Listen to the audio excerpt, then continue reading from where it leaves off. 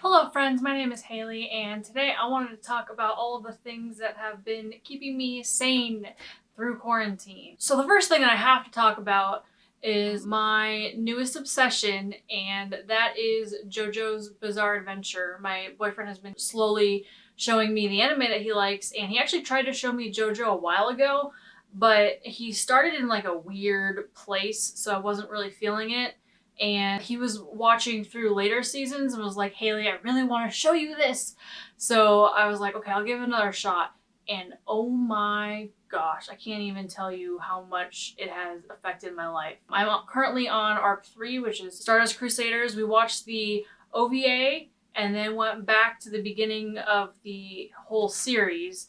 And so now we're back to Stardust Crusaders, which is, like I said, part 3. And it's such a good time. For those of you who are wondering, my favorite character so far is by far Jotaro. He's my new husbando. So rewatching Stardust Crusaders has been a great time, and it's been nice to see the full extended version because the OVA was just like a condensed movie version. I think it was only 6 episodes, and this one is like 48 or something. So there's a lot more information covered, which is really exciting. Actually, I think the first one was 12. I think there's 2 parts. It was very confusing the way that they animated it.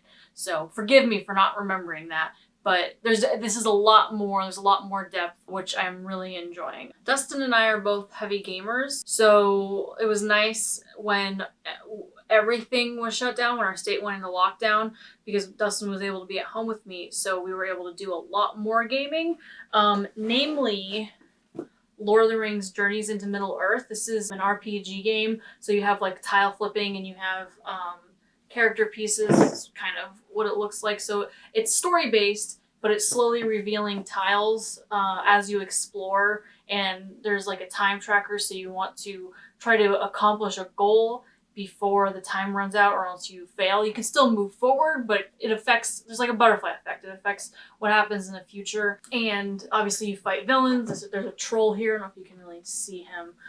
They keep adding expansions, which also adds more characters to it, because this one you don't get like the full fellowship like you would think, because they're actually really trying to add more female characters into it. So they have their own characters that they had made for a card game, I believe Dustin said. So some of the females in here are from that.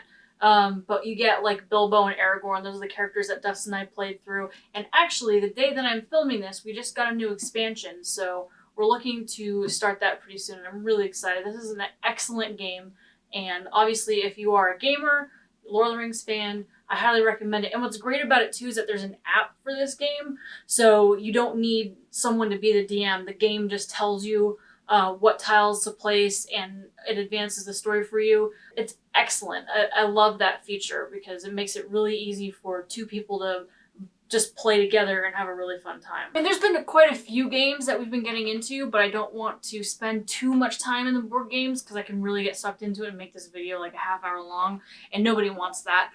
So the other game that I want to talk about is Between Two Castles of Mad King Ludwig. We've been playing a lot of this game because it's pretty short, it's easy to set up, it's really quick, but it's complicated enough that it's still got a bit of challenge to it. You have to think strategically where you're going to place everything. So basically, if you've ever heard of the game Between Two Cities, this is a mashup of Between Two Cities and the Castles of Mad King Ludwig, which is kind of like you're building like this crazy castle with all these fun shapes. And then Between Two Cities, you're trying to build 2 different cities and you share them with the person next to you, and your lowest score is whether you determine where you place. So you want to equally try to build both castles to be, or cities in that game, to be equal. So this one is the same concept where you're building a castle with the people on either side of you. And then there's all these different types of rooms, which is the element that they've taken from the Castle of Mad King Ludwig. And then you score different things for each type of room. So corridors,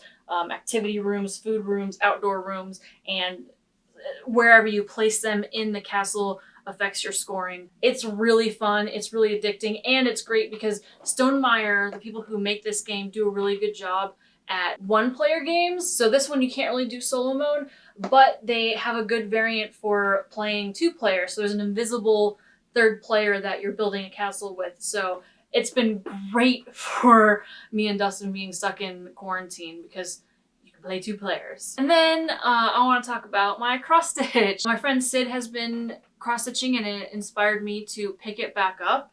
And I'm so grateful. I started this for Dustin's birthday last year, and his birthday is in August, and I underestimated the size of it, and I just got distracted and didn't finish it. And it was only to about here before quarantine. So I've gotten a lot done, and it's only going to go down to about here. So I'm really close to finishing it. I've been cross stitching since middle school. It's one of my favorite hobbies. It's been a welcome distraction from quarantine. It's very calming. It's really easy to just put on TV, start cross stitching, or even like an audiobook, and just unwind and keep your mind off of things.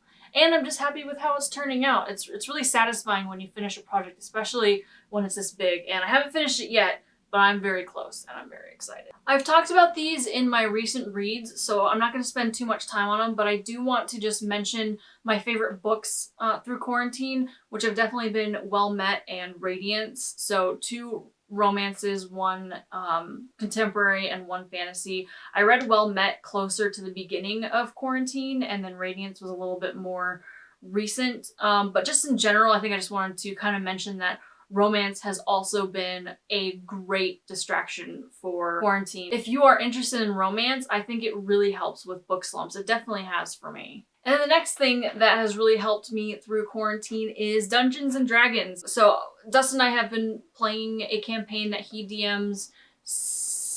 It was before quarantine, but not much. We only had like 2 or 3 sessions in person before we had to start playing online, which was really unfortunate.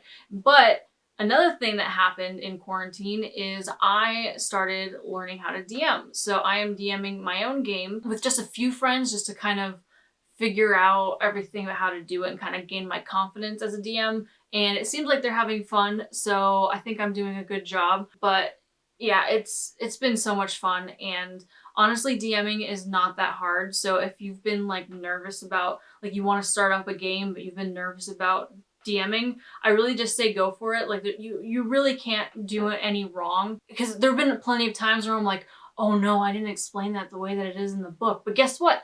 The players haven't read the book. So as long as they're having a good time, you really don't have to worry about it. I think it's totally worth trying if it's something that you're looking to do. And on a related note, Dustin and I have really started getting into D&D mini painting. These are the 2 that I'm the most proud of. So this one's like a metal dragon. This is actually from Pathfinder, but it's a related role-playing game, very similar to D&D. And then this is supposed to be a red dragon, but we got these beautiful contrast paints that really help fill in the crevices and everything. They add shadow and depth to the paintings or the figures. So I felt inspired to use these beautiful new colors when we got them. And I love how this one turned out. This is probably my favorite piece that I've done. We actually haven't been painting the minis quite as much in the last like month, but Dustin has bought so many unpainted ones that we really need to get back into it. So hopefully we can start doing that too. You know, even in quarantine, there's only so much time that you can dedicate to all of your hobbies, but it's been a good one. And then the last thing that has really been helping me get through quarantine that brings me so much joy is pen pals. My friend Nicole asked me first if I would like to be pen pals with her, and I said, heck yes. I used to be pen pals with all of my friends who went away to college, and a friend from when I lived in California and I moved here. We stayed in contact through letters for a few years. After I agreed to write with Nicole, I ended up contacting another friend who I used to be pen pals with when she moved away for college. And then we just kind of fell out of it the last few years. So we decided immediately, I just messaged her to check in, and she suggested it before I even said anything, that we started back up. And now I have 5 pen pals, and I get so excited to get the letters from all of my friends. And it's honestly really helped me get through quarantine. You know, there's something therapeutic about writing, and I feel like there's so much negativity with the internet and just technology in general. I feel like people have a tendency to complain through text. Not that it's bad or anything. I understand, everybody has to be able to vent, but it's nice to get the letters because they're so positive. I like to do a thing where I ask questions at the end of the letter. They're just fun, silly questions. Would you rather, that kind of thing, or just like, if you could do this, what would your choice be? So they're always just fun, and I check the mail daily now just for hope that one of the letters from one of my numerous pen pals is there yet. So it's been, like I said, it's really helped me get through quarantine, and I think it's the best decision that I've made. So another thing that I highly recommend trying to do, because I think it's something, it's kind of become a lost art form,